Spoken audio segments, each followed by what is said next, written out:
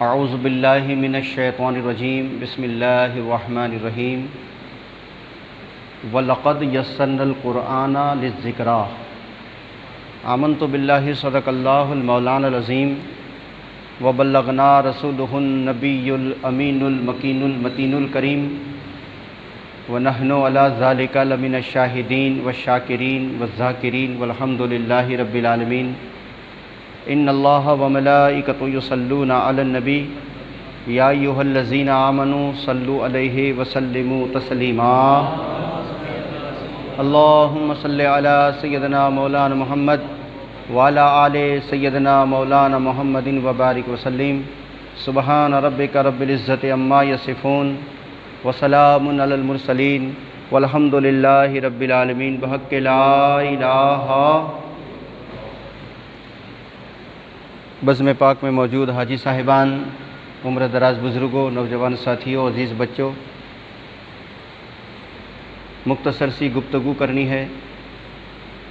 میں نے مقدس قرآن پاک سے جس آیت پاک کو اپنا موضوع، اپنا وشے بنایا ہے، اللہ رب العزت ارشاد فرماتا ہے وَلَقَدْ يَسَّرْنَا الْقُرْآنَ لِلذِّكْرَىٰ، اور یقیناً ہم نے قرآن کو پڑھنے کے لیے آسان کر دیا۔ سامعین کرام، اللہ کے رسول صلی اللہ تعالیٰ علیہ وسلم کی ایک حدیث پاک ہے۔ اللہ کے نبی ارشاد فرماتے ہیں خیرکم من تعلم القرآن وعلمہ، تم میں سب سے اچھا انسان وہ ہے جو خود قرآن پڑھے اور دوسروں کو قرآن پڑھائے۔ اس حدیث پاک کے تعلق سے ایک بہت پرانے اتہاس کی طرف آپ کے ذہن کو لے چلوں، جس سے آپ کو پتہ چلے گا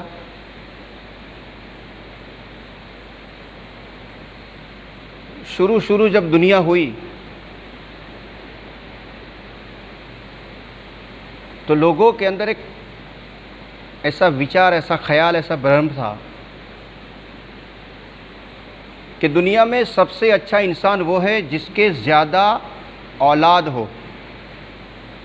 سب سے زیادہ لڑکے ہو، اس کو سماج والے، دنیا والے سب سے اچھا کہتے تھے۔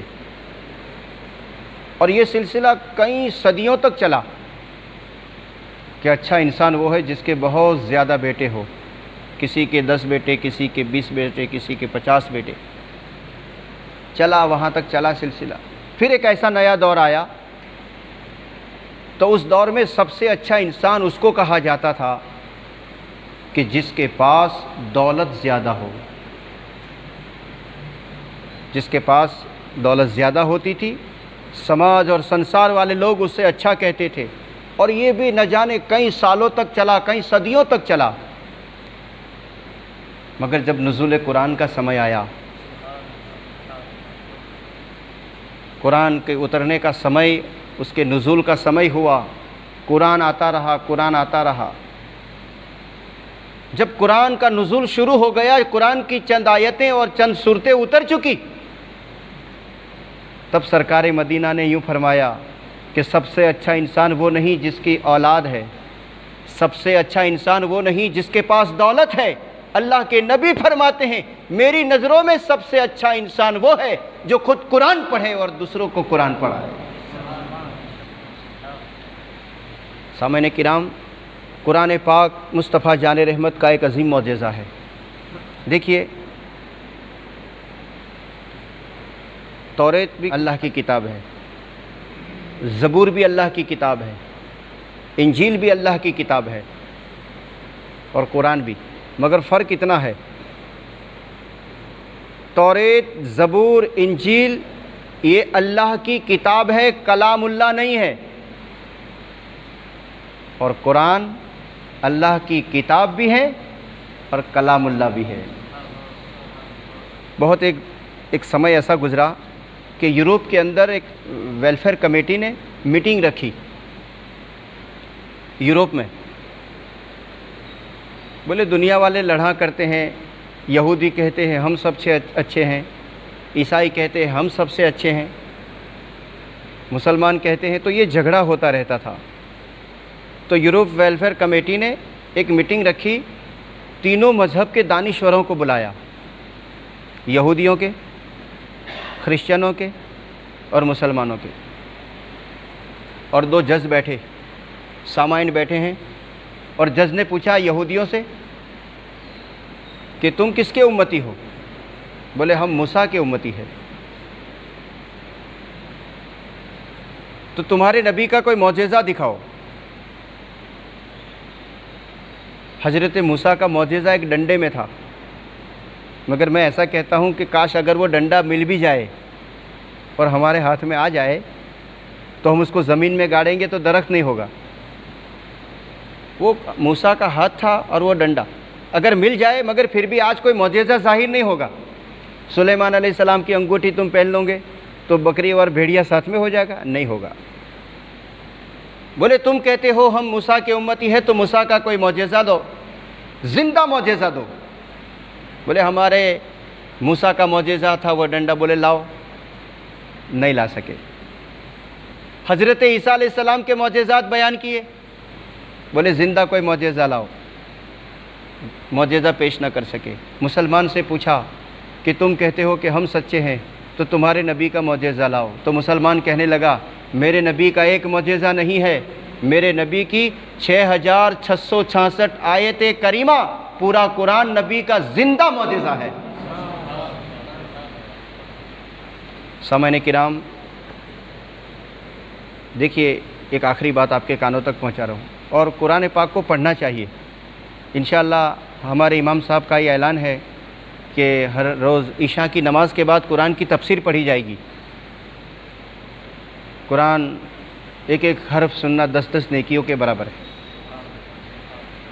حضرت سیدنا عبداللہ تشتری رحمۃ اللہ تعالیٰ علیہ، یہ آخری بات ہے، وہ جنگل و بیابان میں رہتے تھے۔ ان کے چاہنے والے جنگل میں پہنچے اور عبداللہ تشتری سے کہنے لگے حضرت آپ جنگل میں رہتے ہیں، چلو شہر چلو، آپ کی طبیعت کے انسان بھی مل جائیں گے، شہر میں رہنے کو مزہ آئے گا، آپ یہاں اکیلے رہتے ہیں۔ آئے ہائے، اللہ والوں کے جواب پر میرے ماں باپ قربان۔ کتنا پیارا جواب دیا عبداللہ تشتری نے کہ تم مجھے اکیلا کہتے ہو، میں اکیلا رہتا ہوں، میں اکیلا نہیں رہتا۔ بولے تم کو کس نے کہا میں اکیلا رہتا ہوں؟ بولے حضرت اب کہنے والا کون ہے، ہم دیکھ ہی تو رہے ہیں کہ آپ اکیلے رہتے ہیں جنگل میں۔ بولے میں اکیلا نہیں رہتا۔ کیا جواب دیا؟ میں اکیلا نہیں رہتا، جب مجھ کو خدا سے باتیں کرنی ہوتی ہے تو میں نماز پڑھنا شروع کر دیتا ہوں، اور میں یہ چاہتا ہوں کہ خدا مجھ سے باتیں کرے تو میں قرآن پاک کی تلاوت شروع کر دیتا ہوں۔ اس بات سے پتہ چلا کہ بندہ جب نماز پڑھتا ہے وہ اپنے پروردگار سے باتیں کرتا ہے، اور بندہ جب قرآن پڑھتا ہے خود خدا بندے سے باتیں کرتا ہے۔ سامعین کرام، تو یہ قرآن پاک سرکار کا ایک زندہ معجزہ ہے، اللہ کا کلام ہے۔ جیسی جیسی سمجھ تھی ایسا ایسا لوگوں نے نکالا۔ اسی لیے کوئی وگنان کا جاننے والا ہو اور قرآن کو پڑھے تو اس کو پورا قرآن وگنان نظر آئے گا۔ کوئی بھگول کا جاننے والا ہو، قرآن کو پڑھے تو بھگول نظر آئے گا۔ کوئی اتہاس کا جاننے والا ہو تو اس کو پورا قرآن اتہاس نظر آئے گا۔ کوئی گرامر والا ہو تو اس میں گرامر نظر آئے گا۔ کوئی گنیت والا ہو تو اس کو پورا قرآن گنیت نظر آئے گا۔ کوئی قاعدے قانون والا ہے تو پورا قرآن قاعدے قانون والا نظر آئے گا۔ جیسی جیسی جس کی نظر ہوگی قرآن میں ایسا نکلے گا۔ اسی لیے تو مولا علی شیر خدا کو کسی نے پوچھا تھا انبیاء کتنے؟ حضرت علی شیر خدا کرم اللہ وجہ الکریم نے فرمایا 1,24,000 کم و بیش انبیاء ہے۔ تو یہودی کہتا ہے کہ قرآن میں تو صرف 29 ہی نام ہے،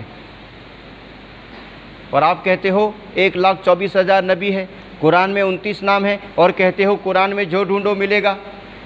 یہ کل کا نجومی کیا بتائے گا؟ کل کیا ہونے والا ہے قرآن سے پوچھ لیں۔ کل کیا ہونے والا ہے اگر آپ قرآن کو پوچھیں گے تو آپ کو قرآن سے جواب ملے گا۔ بولے تم تو کہتے ہو 1,24,000 نبی ہے اور قرآن پاک کے اندر تو 29 نام ہے، تو کہاں ہے نبیوں کے نام؟ اس وقت مولا علی نے فرمایا کہ سامنے کون سا درخت ہے؟ بولے نیم کا پیڑ ہے۔ اس پیڑ پر کون سا پھل ہے؟ بولے نبولی ہے، نبولی، نبولی۔ مولا علی شیر خدا نے اس پھل کو منگایا، لیمڑے کے جھاڑ کے لیمبوڑی کو منگایا۔ بولے یہ کیا ہے؟ بولے یہ لیمبوڑی ہے۔ بولے لیمبوڑی نہیں ہے، اسی میں پورا شجر ہے، اس کے اندر شاخیں ہیں، اسی کے اندر پتے ہیں، اسی کے اندر پھول ہے، اسی کے اندر پھل ہے۔ بولے مجھے تو ایک نبولی نظر آتی ہے۔ اس وقت مولا علی نے فرمایا کہ اس نبولی کے اندر سب کچھ ہے، مگر نبولی کو زمین کے حوالے کر، زمین کے حوالے کرے گا تو پودا ہوگا اور چلتے چلتے پورا درخت ہو جائے گا۔ مولا علی فرماتے ہیں نبولی میں کیا ہے؟ زمین کے حوالے کرو، اور قرآن میں کیا ہے؟ آل رسول کے حوالے کرو، کیونکہ اللہ کے رسول صلی اللہ تعالیٰ علیہ وسلم نے ارشاد فرمایا انی تارکو فیکم الثقلین کلام اللہ و اطرتی۔ اللہ کے نبی فرماتے ہیں میں دو بھاری بھرکم چیزیں چھوڑ کر جا رہا ہوں، ایک اللہ کی کتاب چھوڑ رہا ہوں اور ایک میری آل کو چھوڑ رہا ہوں۔ سرکار نے قرآن اور آل کو ساتھ رکھا۔ اس کا مطلب یہ نکلا اے دنیا کے مسلمانوں، اگر تم کو قرآن سمجھ میں نہ آئے تو آل رسول کے پاس چلے جاؤ، اور آل رسول سمجھ میں نہ آئے تو قرآن پاک کے پاس چلے جاؤ۔ قرآن ساداتوں کا خطبہ پڑھ رہا ہے اور سادات قرآن پاک کی تعریف بیان کر رہے ہیں۔ وَلَقَدْ يَسَّرْنَا الْقُرْآنَ لِلذِّكْرِ، ہم نے قرآن کو آسان کیا پڑھنے کے لیے۔ اللہ رب العزت ہم تمام مسلمانوں کو قرآن پاک پڑھنے کی، سننے کی توفیق رفیق عطا فرمائے، اور جہاں تک ہو سکے جتنی آیتیں سنے پڑھے اس پر عمل کرنے کی کوشش کریں۔ انشاءاللہ آپ کی دنیا اور آپ کی آخرت قرآن کے اعمال سے اللہ آسان کر دے گا، اللہ کامیاب کر دے گا۔ خوب کی شیر چمن، پھول چنے شاد رہیں، باغ با جاتا ہوں میں، پھول سن تیرا آباد رہے۔ آئیے انشاءاللہ کل ملتے ہیں، سلام کے لیے کھڑے ہو جائے۔